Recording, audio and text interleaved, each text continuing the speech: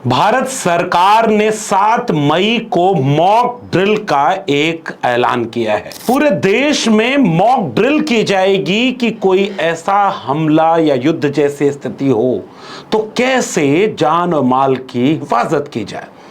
देश में तैयारी हो रही है कि कैसे आतंकी हमले का बदला लिया जाए, क्योंकि बहुत सारे सवाल पूछे जा रहे हैं। लेकिन देश के उत्तर प्रदेश में कुछ और तैयारी हो रही है। उत्तर प्रदेश की योगी आदित्यनाथ की पुलिस पर लगातार गंभीर आरोप और सवाल उठते रहे हैं। उत्तर प्रदेश की योगी आदित्यनाथ के पुलिस और खुद मुख्यमंत्री योगी आदित्यनाथ दावा कितना भी कर लें, हर दिन कोई न कोई ऐसी घटना, कोई न कोई ऐसी खबर जरूर आ जाती है जो उनकी हकीकत को बयां करती है। उत्तर प्रदेश में 2 खबरें हैं। एक, चंदौली जिले में एक व्यक्ति जो समाजवादी पार्टी से अपना राजनीतिक ताल्लुक रखता था, वो व्यक्ति जिसकी सुरक्षा कुछ दिन पहले हटा ली जाती है, सुरक्षा हटाने के बाद से लेकर के लगातार वो अपने जिले से लेकर लखनऊ तक पुलिस के आला अधिकारियों तक ये शिकायत दर्ज करता है कि उसकी जान को खतरा है, और जिनसे खतरा है वो 50,000 के इनामी उसी आसपास के कई माफिया छवि के नेताओं के आसपास मंडरा रहे हैं। लेकिन उसकी सारी चीजों और शिकायतों को दरकिनार कर दिया जाता है और वहां पर उसकी हत्या हो जाती है। ये हमारे यहाँ सुरक्षा के लिए लगी थी। सुरक्षा के लिए हत्या की शंका थी। हम मांगे थे अनिश्चित काल के लिए हमारे यहाँ पीएससी लगी थी, कप्तान साहब लगवाए थे। तो उसके बाद हम चाहते हैं कि जो सच्चाई आप लोग निकले कार्रवाई हो। और कहा हम यादव जात के हैं, इसलिए हमारी पीएससी हटवा के हम मरवाया गया। मतलब है पीएससी लगवाना ही नहीं। यादव के नाम से जब लगी तो क्यों लगी? अगर लगी तो हटी क्यों? हटने के बाद तुरंत हमारी हत्या हुई है। 1 महीना नहीं हुआ और अभी लिखा 10 दिन पहले दिया। 10 दिन पहले समस्या की हमको धमकी मिल रही है कि समस्या की एक यादव की 10 साल पहले हत्या हुई थी, 5-7 साल पहले। वो भी प्रधान था, बड़े लोगों के हाथ थी, उसमें धमकी मिली कि नहीं समझो उसके शेष ऐसी हत्या हो जाएगी इनकी भी। अब पीएससी 10 दिन पहले, हमारे 20 दिन पहले आखिर लगी तो हटी क्यों? हम मांगे हैं रिकॉर्ड, वो दिए हैं कि दोनों भाई की सुरक्षा में पीएससी लगी है, तो हटी क्यों भैया? वो हत्या ये बताती है कि उत्तर प्रदेश में कानून व्यवस्था का राज कैसा है। अभी तक हमलावर पकड़े नहीं गए और वहां के नेताओं का आरोप है कि यह सरकार के इशारे पर, सत्ता सजातीय के इशारे पर यह सारा गुंडई का खेल खेला जा रहा है। और दूसरी खबर आगरा से जुड़ी है। अब आगरा से वो खबर हम आपको क्या दिखाएं कि एक राज्यसभा सांसद अब अपने घर में नजरबंद हैं।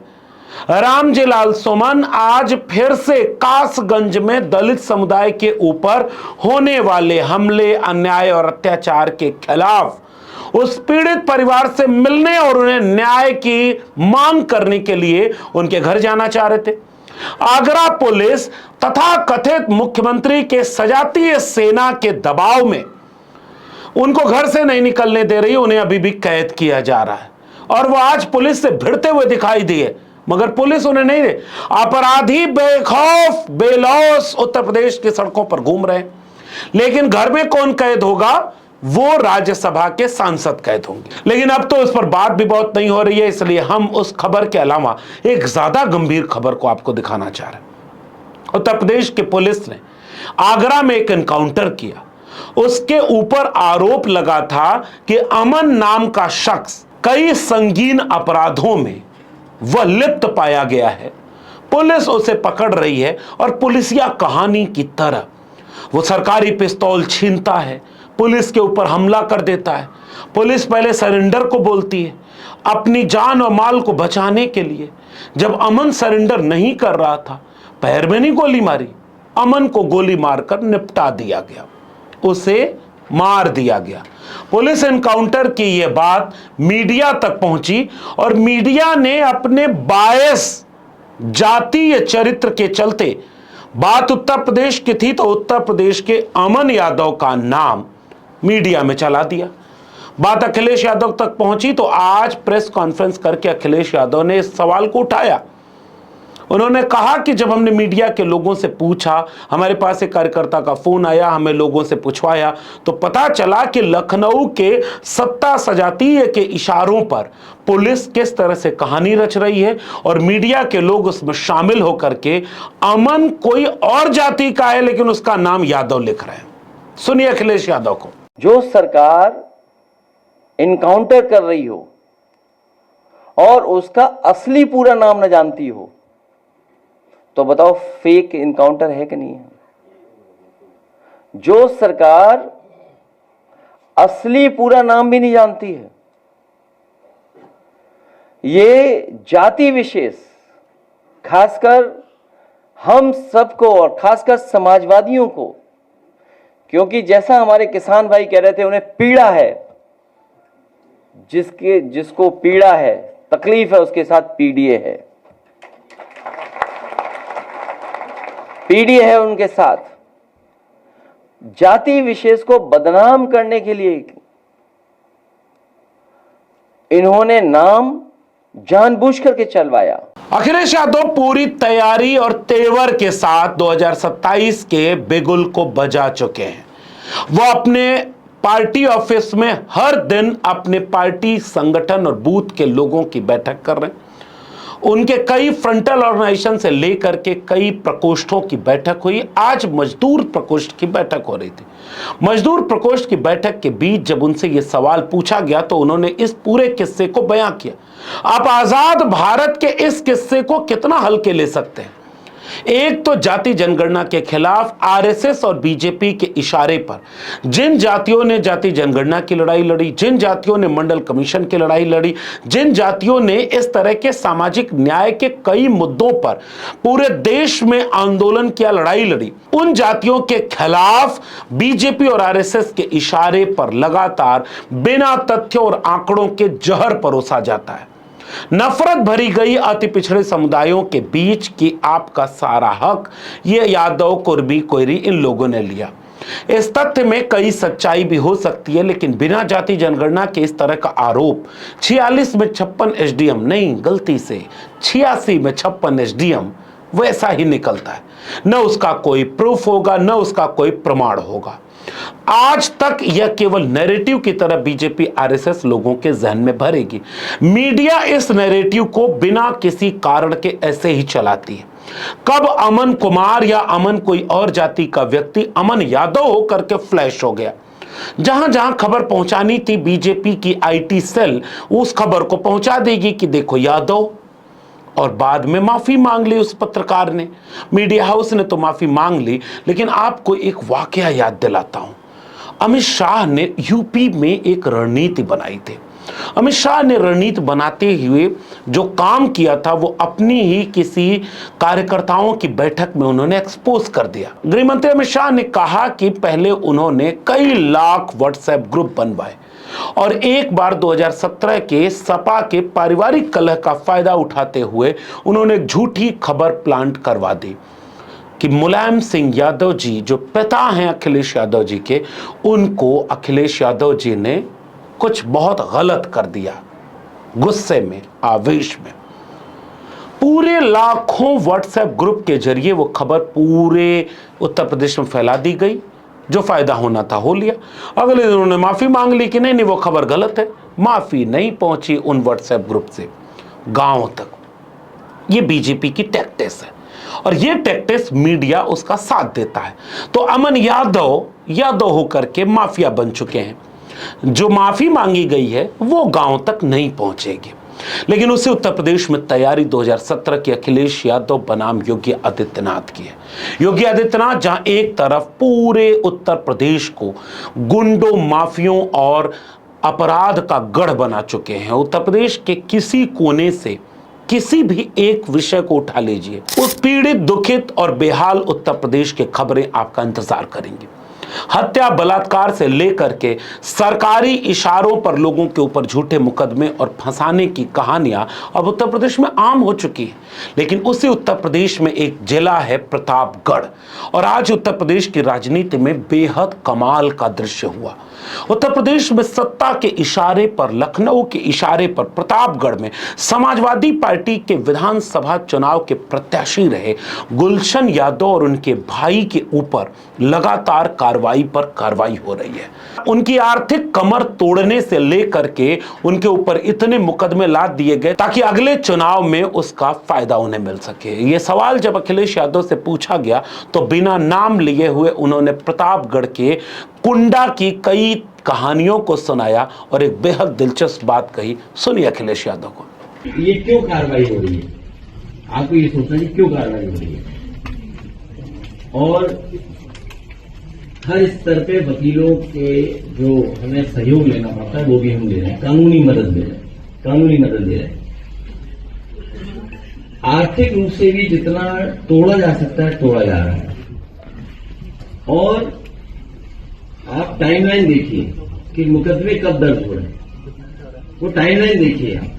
पुलिस कप्तान, इससे पहले, बहुत पहले जब पुलिस कप्तान थे तो मैंने बात की उनसे, तो उनकी बातों से लगा कि उनके ऊपर कोई दबाव है जिसके कारण वो लगातार झूठी एफआईआर लिखा रहे हैं। लिखाने वाले कौन लोग हैं? देखिए, वो घबराए लोग हैं जिन्हें चुनाव हारना निश्चित है। चुनाव हारेंगे वो लोग जो एफआईआर लिखा रहे हैं, वो चुनाव हारेंगे। उन्हें कोई भी गणित चुनाव नहीं जिता सकता। और मैं आपको याद दिला दूं, वो बातें याद नहीं दिलानी चाहिए। बहुजन समाज पार्टी ने कोई फैसला लिया था उस जिले में, वो फैसला मुझे बदलना नहीं चाहिए।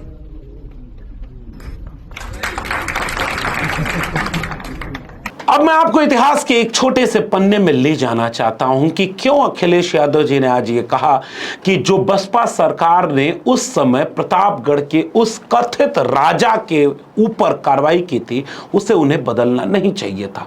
विपक्ष में रहना कई बार आपको राजनीति सिखाता है। समाजवादी पार्टी और उनके नेता अखिलेश यादव का मौजूदा स्टैंड विपक्ष के मेहनत करके मजे हुए स्टैंड की तरह है। उन्हें कई बार यह महसूस होता है कि कई अन्य लोगों के प्रभाव में पहले राजनीति में कई गलतियां हो गई। मिसाल के तौर पर बहुजन समाज पार्टी ने राजा के कुंडा में कुंडी लगा दिए थे, पोटा एक्ट से लेकर के इतने मुकदमे लगा दिए थे। चूंकि उन्होंने नेताजी मुलायम सिंह यादव जी की मदद की थी, उसका आभार लेते हुए उनके मुकदमे वापस ले लिया गया जब अखिलेश यादव की सरकार बनी, और उसका नुकसान आज अखिलेश यादव को महसूस हो रहा है। इसलिए वो ये तैयारी कर रहे हैं कि 2027 के आम चुनाव में ऐसे तमाम बाहुबलियों से लेकर के सत्ता सजातियों को कैसे हराया जाए, उस काम की तरफ अखिलेश यादव जैसे तैयारी कर रहे हैं। इसकी भनक उन लोगों को लग रही है, तो जो लोग राजनीति में उनका चुनौती बन सकते हैं, उनके ऊपर झूठे मुकदमे, उनकी संपत्ति जब्त करना, उनकी आर्थिक रूप से कमर तोड़ देना, उनके ऊपर इतने फर्जी मुकदमे लगा देना कि वो जेल में चले जाएं, जनता से दूर हो जाएं, ताकि 27 के चुनाव को गुंडई के बल पर बीजेपी जीत ले। अगर आपको उत्तर प्रदेश की घटनाओं में दिलचस्पी हो तो ये कहानियां आपको अजूबा नहीं लगेंगी, और अगर आप उत्तर प्रदेश के बाहर से कहीं ये कहानियां सुन रहे हैं तो आपको लगेगा कि कहां ऐसा होता है। नहीं साहब, उत्तर प्रदेश में ऐसा ही होता है। इसलिए उत्तर प्रदेश में 2027 के चुनाव में जो होने जा रहा है वो बेहद दिलचस्प है। यानी अखिलेश यादव को विपक्ष की राजनीति ने यह सिखाया है कि कुछ लोग कभी उनके नहीं होते जो विचारों से उनके नहीं होते। ये वही राजा भैया हैं जो बीजेपी से कई कदम आगे बढ़ करके सत्ता सजातीय धर्म निभाते हुए सनातनी और भाजपाई आरएसएस के एजेंडे पर कई गुना आगे हैं, और बीजेपी में नहीं है, अलग से अपनी पार्टी है। और समाजवादी पार्टी ने इनका बहुत फायदा किया था। नेताजी मुलायम सिंह यादव जमीनी नेता थे तो एहसान फरामोशी उनके जुनून में नहीं थे। नेताजी ने कई बार राजनीतिक वजहों से ऐसे लोगों को मदद किया, लेकिन अखिलेश यादव की राजनीति तक आते आते सब कुछ साफ है। उत्तर प्रदेश में अगर आप सनातनी, राष्ट्रभक्त या आरएसएस की पाठशाला के निकले हुए व्यक्ति हैं तो आप एक तरफ खड़े हैं और पीडीए पंचायत एक तरफ खड़ी है, पीडीए परिवार एक तरफ खड़ा है और पीडीए परिवार उस कहानी को याद करके ये इशारा कर रहा है कि उत्तर प्रदेश में आने वाला 2027 का चुनाव सामान्य नहीं रहने वाला है। उस किस्से से अखिलेश यादव ने ये इशारा जरूर कर दिया है कि अगर सरकार बदली तो कार्रवाई होगी और ऐसी कार्रवाई होगी कि बाबा साहब के संविधान को कमजोर करने वाले, सामाजिक न्याय के राज के बीच में बाधा बनने वाले लोग इसकी भरपाई करते नहीं बनेंगे। अगर आपको उत्तर प्रदेश में समाजवादी पार्टी की तैयारियों को देखना है, आप उसे पसंद करते हो या न पसंद करते हो, उसको थोड़ी देर के लिए किनारे रख करके जरा ये शपथ पत्र सुन लीजिए जो उत्तर प्रदेश में पीडीए शपथ पत्र की तरह रोज हर मीटिंग में अखिलेश यादव अपने तमाम पदाधिकारी और कार्यकर्ताओं को शपथ दिलवा रहे हैं। शपथ सामाजिक न्याय के राज की, शपथ सामाजिक न्याय के विकास की, शपथ पीडीए की एकजुटता की और शपथ बाबा साहब के संविधान और डॉक्टर लोहिया के विचारों का भारत बनाने की। अगर ये वीडियो आपको पसंद आई हो तो इसे लोगों तक शेयर जरूर करिएगा। चैनल को सब्सक्राइब करना मत भूलिए। बेल आइकॉन यानी घंटी के बटन दबाएंगे तो अगली वीडियो की सूचना मिलेगी और अगर आप ज्वाइन करते हैं तो हमें आर्थिक मदद मिलेगी। अगर आप इस वीडियो को ट्विटर यानी एक्स या फेसबुक पर देख रहे हैं तो फॉलो करना मत भूलिए। फिर मिलेंगे ऐसे तमाम जरूरी पहलुओं के साथ जो मीडिया आपको नहीं दिखाएगी, लेकिन हम चाहेंगे कि वो आपके भविष्य से जुड़ा है, इसलिए आप जरूर जानें। हमारी ताकत बनिए, हमारे साथ खड़े होइए। फिर मिलेंगे, तब तक के लिए बहुत बहुत धन्यवाद।